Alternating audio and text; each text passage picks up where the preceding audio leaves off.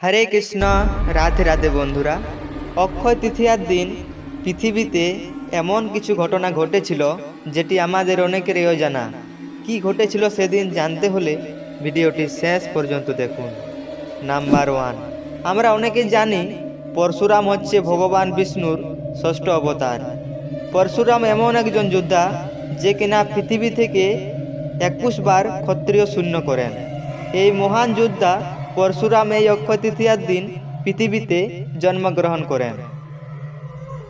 Number 2, আমরা অনেকেই জানি গঙ্গায় স্নান করলে পুণ্য হয়। এই দিন রাজা ভগীরথ মা গঙ্গাকে মর্তে নিয়ে এসেছিলেন এই অক্ষয় তৃতীয়ার দিন, তাই মা গঙ্গার আরেক নাম ভাগীরথী। তবে একবার শ্রী বিষ্ণু নারদ মুনিকে বলেছিলেন যে কলিযুগের শেষের দিকে মা গঙ্গাকে আর পৃথিবীতে দেখতে পাওয়া যাবে না, কারণ মানুষের মন পাপ ও লোভে পরিপূর্ণ।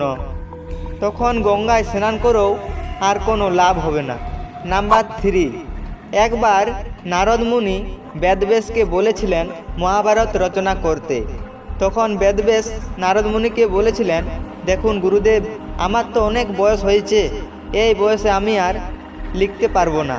তখন তার গুরুদেব নারদ মুনি ব্যাসদেবকে বলেছিলেন, ঠিক আছে, তোমাকে লিখতে হবে না, তুমি শুধু বলবে, লেখার জন্য আমি আরেকজনকে পাঠাবো। এই সেই দিন যেদিন গণপতি গণেশ ব্যাসদেবের মুখনিসৃত বাণী শুনে মহাভারত রচনা শুরু করেছিলেন। নাম্বার 4, এই দিনে দেবী অন্নপূর্ণার আবির্ভাব ঘটে। নাম্বার 5, এই সেই দিন যেদিন সত্যযুগ শেষ হয়ে ত্রেতা যুগের সূচনা হয়। নাম্বার 6, এই দিন কুবের মহাদেবের তপস্যায় মগ্ন হয়। মহাদেব তার কঠোর তপস্যায় সন্তুষ্ট হয়ে তাকে অতুল ঐশ্বর্য প্রদান করেন। এই সেই দিন যাকে অক্ষয় তৃতীয়া বলা হয়। নাম্বার 7, এই দিনেই সুদামা দ্বারকায় গিয়ে শ্রীকৃষ্ণের সাথে দেখা করেন। তার থেকে সামান্য চাল ভেজা নিয়ে ভগবান শ্রীকৃষ্ণ তার সকল দুঃখ দূর করে দেন। নাম্বার 8, এই দিনেই দুঃশাসন দ্রৌপদীর বস্ত্রহরণ করতে যান এবং ভগবান শ্রীকৃষ্ণ দ্রৌপদীকে রক্ষা করেন।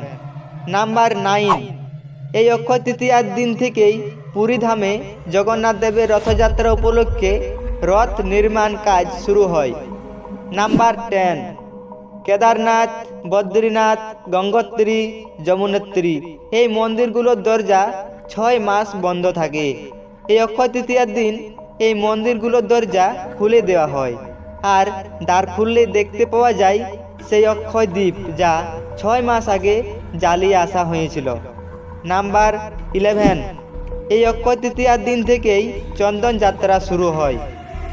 তাই এই অক্ষয় তৃতীয়ার দিন কোনো প্রকার পাপ কার্য করবেন না, কারণ আপনি এই দিন যাই করবেন না কেন তা চিরকাল অক্ষয় হয়ে থাকবে। তাই এই অক্ষয় তৃতীয়ার দিন সকলেই ভালো কাজ করার চেষ্টা করুন। আজকের ভিডিওটি এই পর্যন্তই। সকলেই ভালো থাকুন, সুস্থ থাকুন। রাধে রাধে।